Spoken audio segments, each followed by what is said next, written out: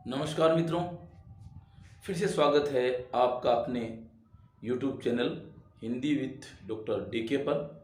मैं डॉक्टर धनेश कुमार मीना फिर से हाजिर हूँ आपके लिए एक नया महत्वपूर्ण प्रकरण या टॉपिक लेकर के। आज जो हम पढ़ेंगे वो पढ़ेंगे विशेषण। हम संज्ञा है, सर्वनाम है, दो जो अपने प्रकरण हैं उनको हम पूरा कर चुके हैं। अब जो हम पढ़ेंगे वो हम पढ़ेंगे विशेषण। देखिए, तीनों जो टॉपिक हैं, संज्ञा, सर्वनाम, विशेषण, क्रिया विशेषण, ये सब जो टॉपिक हैं ये प्रमुख रूप से आपस में जुड़े हुए हैं। संज्ञा के बिना आप सर्वनाम नहीं सीख सकते, सर्वनाम के बिना आप विशेषण नहीं सीख सकते। देखिए, विशेषण सबसे पहले हम लेंगे विशेषण की परिभाषा को कि विशेषण होता क्या है। विशेषण देखिए क्या होता है। संज्ञा या सर्वनाम, कोई भी संज्ञा या सर्वनाम है, उसकी विशेषता को, संज्ञा या सर्वनाम की विशेषता को प्रकट करने वाले शब्द क्या कहलाते हैं? विशेषण कहलाते हैं। कोई भी संज्ञा है या कोई भी सर्वनाम शब्द है, उसकी विशेषता जो प्रकट कर देगा वो क्या कहलाएगा? विशेषण। यही मैंने लिखा है, ऐसे शब्द जो किसी संज्ञा या सर्वनाम की विशेषता को प्रकट करते हैं वो विशेषण शब्द कहलाते हैं। ये और ध्यान रखें आगे। तथा जिस संज्ञा या सर्वनाम की विशेषता प्रकट की जाती है, जिस संज्ञा या सर्वनाम की विशेषता प्रकट की जाती है वो तो क्या कहलाता है? विशेष्य। और जो प्रकट करते हैं वो क्या कहलाएंगे? विशेषण। ये विशेष रूप से आप ध्यान है वो रखेंगे। देखिए आगे उदाहरण है नील गगन, यानी कि नीला इसमें क्या हो जाएगा? क्योंकि किसकी विशेषता बताई जा रही है? किसकी? गगन की। तो जिसकी विशेषता बताई जा रही है वो क्या है? विशेष्य। ये देखो, संज्ञा सर्वनाम विशेषता प्रकट की जाती है तो प्रकट किसकी कर रही है? गगन की। तो गगन क्या हो जाएगा? विशेष्य। और क्या विशेषता है? नीला, यानी वो नीला है, तो ये क्या हो जाएगा? विशेषण। श्वेतांबर, श्वेत विशेषण हो जाएगा और अंबर है वो विशेष्य हो जाएगा, क्योंकि आप प्रमुख रूप से ये देख रहे हैं कि अंबर की जो विशेषता है वो प्रकट की जा रही है। भले लोग, लोग इसमें क्या हो जाएगा? विशेष्य। और भले क्या हो जाएगा? विशेषण। 10 मीटर कपड़ा, तो 10 मीटर तो क्या हो जाएगा? विशेषण। और कपड़ा क्या हो जाएगा? विशेष्य। अब ये देखिए, सभी जो सर्वनाम हम पढ़ेंगे आगे, उसका मूल निचोड़ यही है। यानी देखिए, किसी भी वाक्य में, यह आपको कहीं पर भी नहीं लिखेगी, बड़ी इंपॉर्टेंट बात है, किसी भी वाक्य में कैसा, कैसी, कैसे अथवा कितना, कितनी, कितने शब्दों से प्रश्न किए जाने पर यदि उसका उत्तर, कोई भी उत्तर उसका आता है और जिस भी शब्द के रूप में आएगा वो हमेशा क्या होगा? विशेषण शब्द माना जाएगा। ध्यान रखेंगे दोबारा, किसी भी वाक्य में कैसा, कैसी, कैसे अथवा कितना, कितनी, कितने शब्द से प्रश्न किए जाने पर उसके उत्तर के रूप में प्राप्त होने वाला शब्द है हमेशा क्या कहलाएगा? विशेषण कहलाएगा। भाई आप मान लो कि कोई भी वाक्य आपके सामने है, उसमें आप उसको क्या करो? कैसा, कैसी, कैसे, कितना, कितनी, कितने से प्रश्न करो आप उस वाक्य में, जिसका जो उत्तर होगा वो विशेषण होगा। वेरी सिंपल, बहुत आसान सी बात है। इस ट्रिक को आप देख लीजिए, कैसा, कैसी, कैसे, कितना, कितनी, कितने, इनको आप देख करके प्रमुख रूप से आपके उत्तर को प्राप्त कर सकते हैं, विशेषण के रूप के उत्तर को प्राप्त कर सकते हैं। आगे देखिए, राम कैसा, उदाहरण देख रहे हैं हम लोग इसका कि अपना ये तरीका है वो सही बैठ रहा है या नहीं बैठ रहा। राम कैसा लड़का है। अब देखो कैसा आ गया, वैसे तो पर्सन ही आ गया इसमें। राम कैसा लड़का है, तो वो क्या हो सकता है? भी कैसा मैंने लगाया, जैसे यहां पर ये भी हो सकता है, वो राम है वो अच्छा भी हो सकता है, वो बुरा भी हो सकता है, वो गंदा भी हो सकता है, वो सुंदर भी हो सकता है, कुछ भी हो सकता है वो। तो राम कैसा लड़का है, तो राम अच्छा लड़का है तो अच्छा क्या हो जाएगा? आपका विशेषण। राम बुरा लड़का है तो बुरा क्या हो जाएगा? विशेषण। ठीक है, ये प्रमुख रूप से आप ध्यान है वो रखोगे।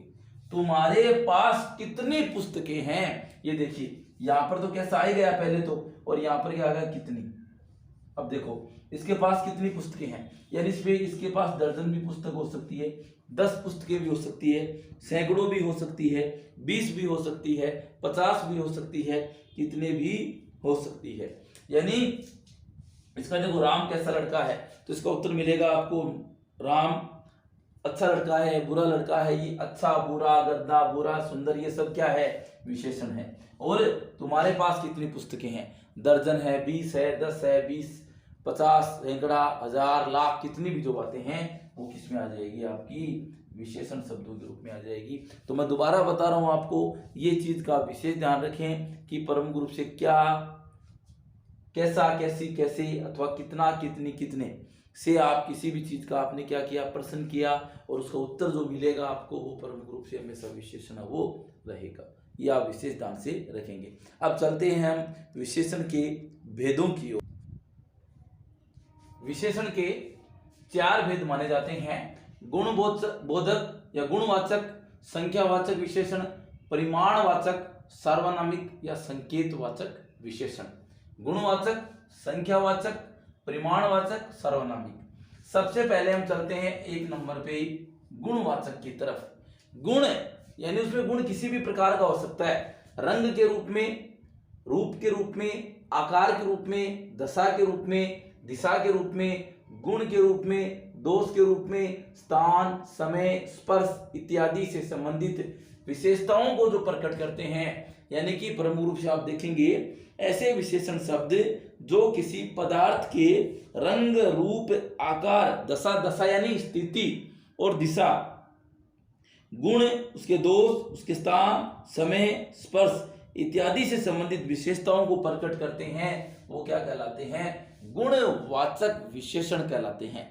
अब देखिए, बहुत पहले मैंने आपको अभी करवाया कैसा, कैसी, कैसे, कितना, कितनी, कितने, इससे प्रश्न किए जाने पर जो उत्तर प्राप्त होता है वो विशेषण शब्द कहलाता है।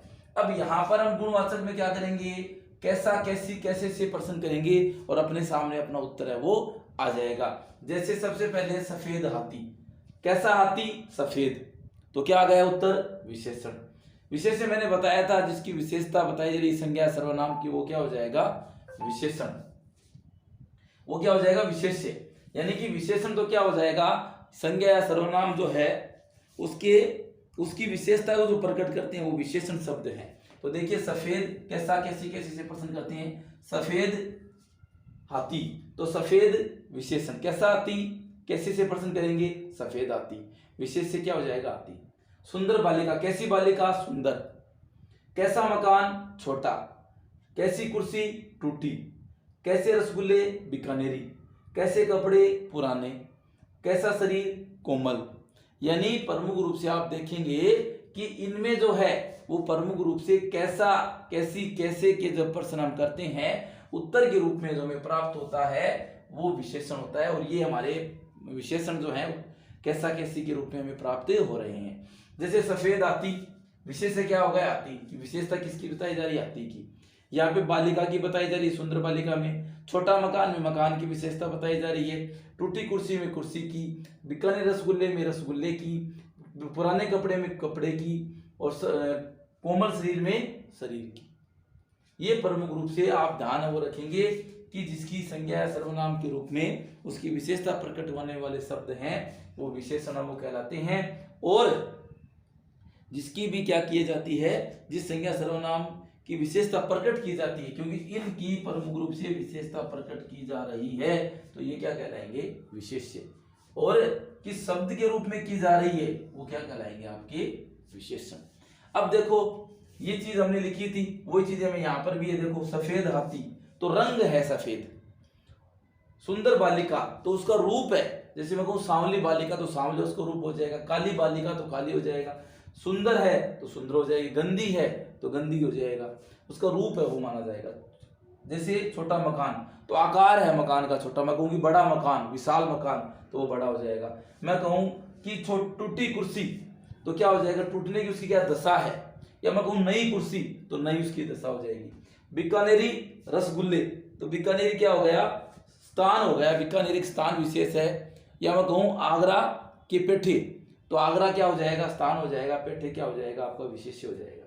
मैं कहूँ कि पुराने कपड़े तो पुराना क्या है? समय है। समय से संबंधित क्या है? पुराना है। इसलिए यहाँ पर क्या हो जाएगा? पुराने तो आपका विशेषण हो जाएगा और कपड़े क्या हो जाएगा? विशेष्य। देखो, कोमल शरीर तो शरीर क्या है? कोमल है। तो स्पर्श से पता चलता है कि कोमल है या कठोर है। तो प्रमुख रूप से आप देखेंगे कि गुणवाचक जो विशेषण है उसमें किसी भी पदार्थ की रंग है, रूप है, आकार है, दशा है, दिशा है, गुण है, दोष, स्थान, समय और स्पर्श, इन सबको प्रमुख रूप से हम लोग देख सकते हैं। हमने प्रमुख रूप से सभी के उदाहरण लेने का प्रयास किया है। यदि आपको उदाहरण यदि कम लग रहे हैं कि उदाहरण में और बताए जाएं वीडियो में, तो जो आप प्रमुख रूप से, क्योंकि वीडियो काफ़ी बड़ा हो जाता है और उदाहरण एक लिमिट में, ये एक सीमित मात्रा में हमें लेने पड़ते हैं, उसी के रूप में मैं इतने सफिशिएंट जो उदाहरण लेने का प्रयास करता हूं कि आप मेरी बात को अच्छे से समझ सकते हैं। और यदि आप इस वीडियो के बारे में आप अपनी राय देंगे तो मुझे बहुत अच्छा लगेगा। और आगे हम बढ़ेंगे विशेषण का भाग 2। यदि दूसरे भाग में पूरा होता है तो बहुत अच्छी बात है, वरना हमें तीसरा भाग भी करना पड़ेगा, क्योंकि हम अच्छे से किसी चीज को समझेंगे तो हमें अच्छे से समझ में है वो आएगी। और यदि आपको ये वीडियो अच्छा लगा हो तो आप वीडियो को क्या करें, लाइक करें, शेयर करें। मेरे channel Hindi with doctor DK जिस पर आप ये वीडियो देख रहे हैं उसको सब्सक्राइब करें, बेल आइकन का बटन भी दबा दें, ताकि हर आने वाला वीडियो आप तक बिना किसी देरी के फट से पहुंच जाएगा और आपको अपनी जो तैयारी करने में है वो और अधिक मजा है वो आएगा। तो बने रहिएगा अपने पसंदीदा YouTube channel Hindi with doctor DK पर। मिलते हैं हम शीघ्र ही विशेषण के भाग 2 को लेकर के। धन्यवाद आप सभी का।